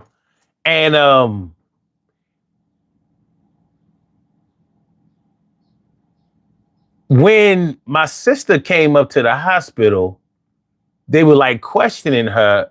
No, it couldn't have been then. It couldn't have been then. It was separate. When she was having her last baby, and when he came to the hospital, he made it known that that's my wife, not my, not the mother of my child, or not just the mother of my child. It was like, that's my wife. And he made sure that he was vocal about that. Like, fuck y'all think? No, this ain't that. This ain't all that other shit. You know what I'm saying? I'm not just coming here as no baby father type of thing. And I was like, So he looked at that like a badge of honor too. And he said that he's only getting married once, and they got divorced, and he did not get married again. Or did he? You know, I'm not 100% sure that he didn't, but to my knowledge, I know that he lived with a woman after him and my sister got divorced, married her. I don't know if they got married. She wound up passing away too. Like, what the fuck? But yeah, it's a status symbol for a lot of people. And that is some people's motivation for getting married in the first place. And it's their motivation for trying to get married again. Sometimes it's their motivation for staying in a marriage or even trying. I think anymore we need to revisit really what marriage is, what it means, and remove the religious part to it and really focus on what it means individually. Because it's people have been so misguided on it that I see so many people who are married and I'm like, why did you even do this? Like everybody's fucking miserable and you both are hanging on just because the church says or whatever's been in your head about it. And you know, of course they're not listening to me because they're like, well, you've never been married. You don't understand. I said, I understand when I'm being mistreated. And I understand when I don't like somebody. So, I mean, how much more do you need to understand that? On a human side, to be with somebody. But, you know, they won't argue and I'm not going to. So, believe what you believe. But I do think we need to take another look at it. I think as a whole, there should be a different conversation and not the whole man versus women conversation. I mean, a real conversation about it because I think people aren't honest enough in it who are married or who have gotten married. And that is the reason why a lot of marriages fail. And that is the reason why, especially in the United States, you know, it's always looked at like somebody's playing and they're not serious because there has been something removed from it and there's no value to it like they pretend for it to be, you know. So there's that. Yeah. There's a lot that goes into this whole concept. And it's funny how people who haven't been married before, like you, like me, can talk so seriously about the subject when people who have been married might disqualify us, you know what I mean, as being able to talk about it at all. And from the looks of things, some of them haven't taken their marriages seriously at all. Absolutely. Not all. I'm just saying some of them. Plenty. Yeah. Plenty of people I've met or that I know.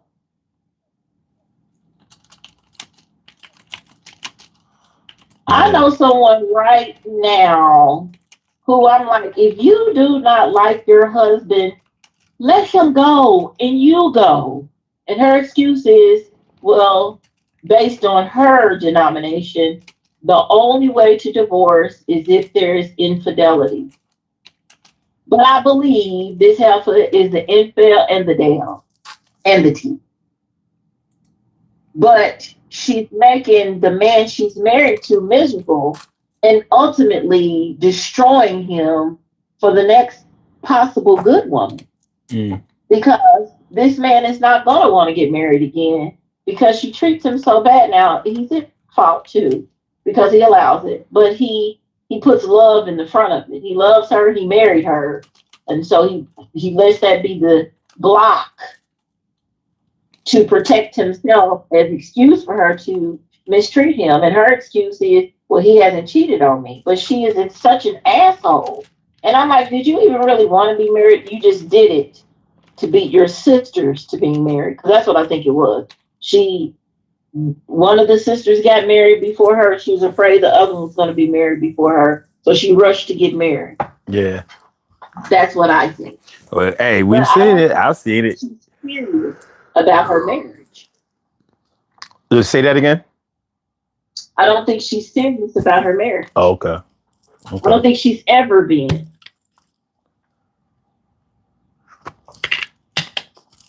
Okay. So that's why I said I think there needs to be a conversation. And I mean a real conversation, not all the bullshit. I mean a real conversation. Because I'm on the outside looking in of all these marriages. And from what I see more that I do not want to have versus those that I do want to have. You know what I'm saying? And it's a lot of the church air quote people who are so hell bent on this is what the Bible says. So this is why we have to do it like this. And they're the ones who are the most miserable. And I'm like, God, if I had to do this like you, I'd never want to be married. So Mm-hmm. I guess everybody has their threshold. yeah. Everybody I has. just know for me, like even in my relationship, but definitely in a marriage, I want people to be sick of us, but want us around. I want people to say these motherfuckers always touching each other, but make sure you invite them to the party. Did you invite Kim and so to the cookout? Hey, don't forget to give them the invitation. They're the top 3 of the list because they a good time to have around, and boy, they love each other. But oh, they get on my nerves. Always in love. It's got to be like that.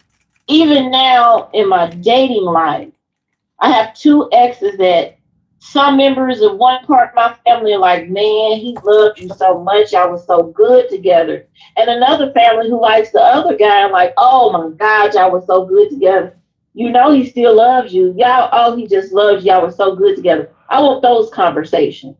And we never missed an invite to anything. That's how I want my marriage to be. I don't want a marriage to be where people who are not married or have been married on the outside looking like, God damn, don't invite them niggas to this shit because all they gonna do is argue. Just saying. Well, let me address something in the comments real quick. Tori asks,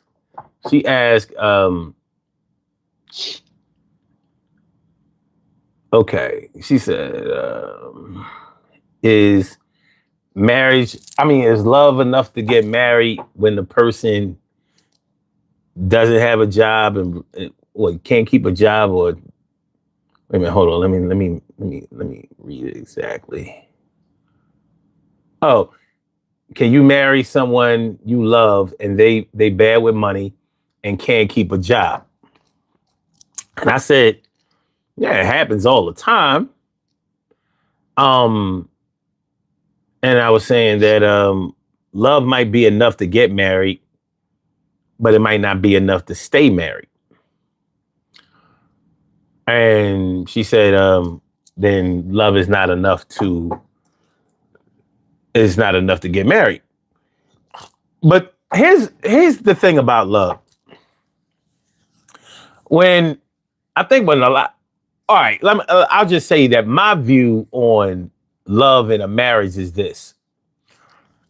I think that if a person really loves you, they'll do the things that are necessary in order to keep the love alive. That could be physical pleasure. It could be a mental and emotional understanding or satisfaction. It could also be, keeping a steady income, a roof overhead, taking care of responsibilities. One thing that a person who doesn't love you is not going to do. They're not going to do the things that will keep you. A person who loves you will do what's necessary in order to keep you around. So if that's getting a better job, getting a better education in order to get a better job, making sure that you keep enough money to be able to pay the bills and be able to, have other things. That stuff comes out of love. Sometimes we stop love at some people think love is just the physical part, like making love, like fucking, sex, and all that kind of stuff. You never know what a person is thinking about the meaning of one word versus what somebody else might be thinking. So for me, I expect a person who loves me to take the complete situation that we're in into consideration when they make the decisions that they do. So I don't expect love to be used as an excuse. I expect it to be used as a reason to do better, not an excuse to do bad. So that's where I might differ in marrying for love to be. Because if I love somebody and I marry them, trust me, I love them enough to do whatever it takes to keep our love alive, afloat, in good standing, healthy, and thriving. If I don't love you for real, I'm not going to do all that shit. So there is no, I love you, but you ain't doing all what? I mean, keeping a steady income, making sure you take care of the business parts of marriage. If that's asking too much, yeah, you don't need to be married. And guess what? You don't really love either. You think you love, but you don't understand what love does. I know what dislike does, and I know what hate does. Dislike and hate always take the exit ramp from responsibility. Nah, I mean, I ain't doing all that. I ain't. And it's often the simplest things. How you expect to be in a marriage? Okay, let's say the person has kids that still live in the home. You talking about you love them, but you think you're gonna marry them and not have no dealings with the kids? Nigga, you in the wrong love. You in the wrong love lane. You got work to do. Love say, you know what? Fuck it. I'm going into this shit head first. Everybody getting taken care of. You might not love me as much as I'm going to try to love you, but I love this woman enough to go into this situation. My stepdad did. It wasn't exactly a war zone, but it was not easy. It sure wasn't Great Adventure. It wasn't Six Flags up in this bitch. It wasn't that. He fought through it and he won. So if he didn't love my mom, that wasn't going to happen. Wasn't going to happen, but it did happen. If he only liked her, or if he was just opportunistic, he'd have took the first exit ramp out of here. He was a handsome man. He had a good job, good income, and whatever.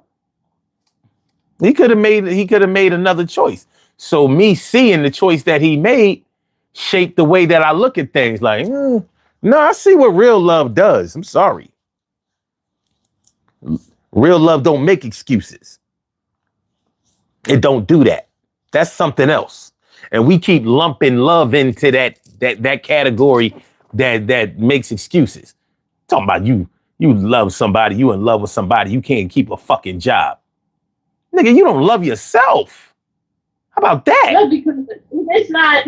So let's define this real quick, because I was thinking about it for my answer, and I'm not going to say in the terms of keeping a job, but I'm income. Income, Yeah. yeah. There's a difference. Yeah. And I mean illegal income, because you can't be here doing shit that I got to be looking over my shoulder. We can talk about that later, Kim. It's an income. Yeah. It's an income. Nothing lasts forever. Yeah. So, and there's a difference. And it makes me think about it, because, some people like to say, Kim, you play house. And that's fine. Because they feel like, well, you shouldn't be giving everything to these relationships, because then what do you have to give to a husband? But at the same time, I'm a half-assed in a relationship. Come on now. I don't know. I ain't that kind of person. Well, Like, it's you follow me or none of me. It's just that simple. Are there some things I would do different with a husband? Probably. Like, I'm not sucking niggas' dicks. But if it's my husband, maybe different. I don't know. wait, hold on, Kim. Hold on. Wait, say what? So you in a relationship with a nigga that who you wouldn't blow? Nah, that ain't no relationship. You gotta get out of that shit. That's So anyway, that's not. when I'm with someone, when we're together, then I can see if you said anal, but no, not oral. No. that's a different show. It is. I mean, I don't like anal. I don't like anal, but I'm just saying. Like, I had to really think about it. What would I accept? What would be okay for me? I'm not very pressed on you to be in on 9 to 5 because I made that mistake before. I remember my ex and that was my friend, my everything. But when we became in a relationship, it mattered to me about him making his money. And it shouldn't have. Because he's always made money on his own terms. But I felt like because we were together in a relationship and I knew how smart he was, like, you got opportunity to get this computer job making buku money because this is in the beginning time of computers. And he wanted to work at Donato's Pizza and some bar. And I'm like, what are you doing? And it caused a lot of tension between us. Versus, when no bills going unpaid, when no gas going out in no cars, we weren't hungry. Everybody in the house was taken care of well. I don't even understand, but that was the mentality that the outside world had put this bubble over my head and I absorbed. So to answer the question, as long as you got us an income, and maybe you're not the type to keep a consistent income at the same place because you might be still searching for whatever it is that works for you, and that's fine. And I'm okay with it. As long as you're doing something. Entrepreneurs should be working out. As long as we have a place where and it don't have to match mine. Cause mine may not always match mine today. But as long as we're doing something together and we're making it. And it's not, I'm carrying all the weight and you don't give a damn. Because there's a difference. Because you may not be able to get whatever it is you need that you're seeking and it's weighing on you. Because as a man, I would expect it to weigh on you. As a man, you're going to be concerned if you don't have money for us to do the little things and the big things. So that's what would make the difference right there. But if you don't have a care and a word about us not having any money, then we got a whole problem. Sir, get the fuck out of my face. Entrepreneurs should be welcome in love and in marriage. Absolutely welcome. To me, a relationship is an audition for marriage. So what you do in a relationship should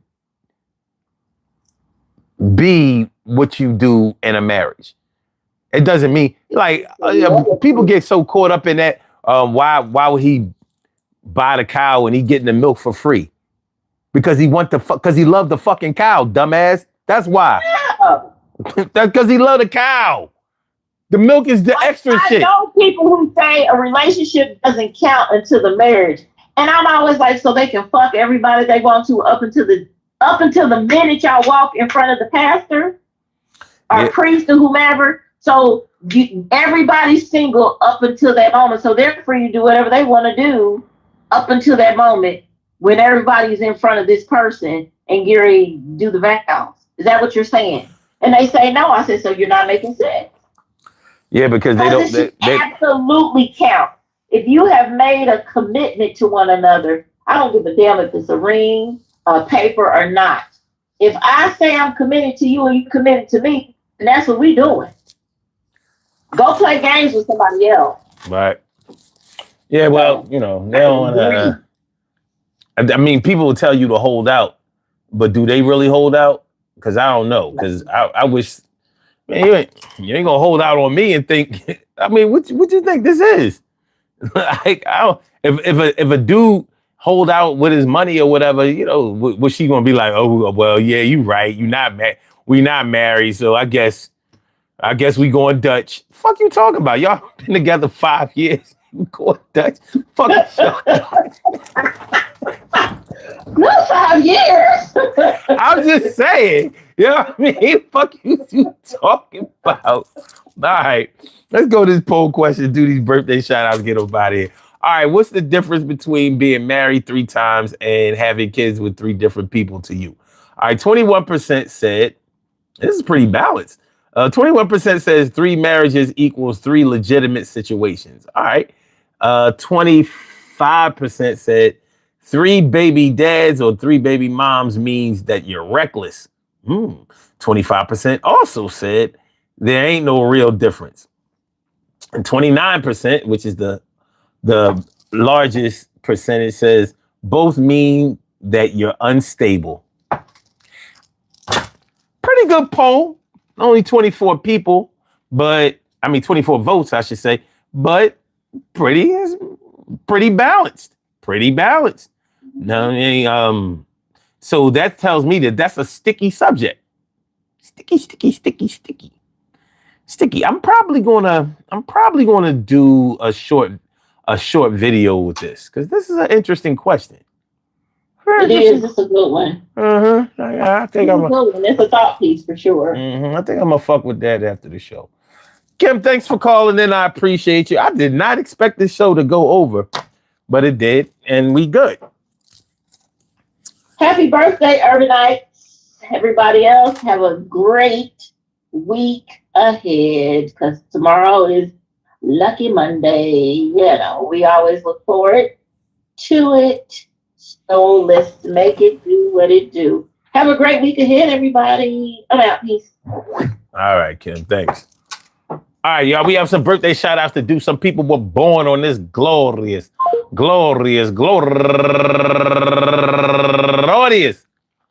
May 17th, and they deserve to be acknowledged. So let's go about our business of acknowledging them and making them feel special because they are special because they are special because they are S-P-E-C-I-A-L. They get the R-E-S-P-E-C-T. They are S-P-E-C-I-A-L. They get the R-E-S-P-E-C-T. They are S-P-E-C-I-A-L. They get the R-E-S-P-E-C-T. They get number 1 out the box, Cheryl Newton-Jones, Diane DeLoach, Milan Reed Sr.,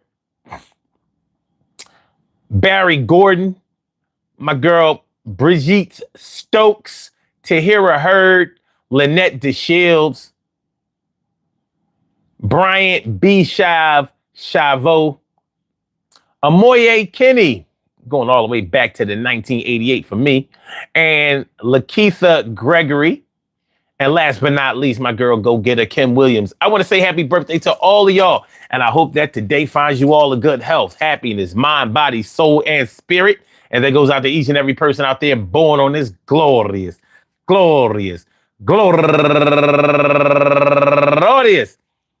May 17th, anywhere out there in the world, worldwide, internationally, and universally. All of y'all go ahead and turn up.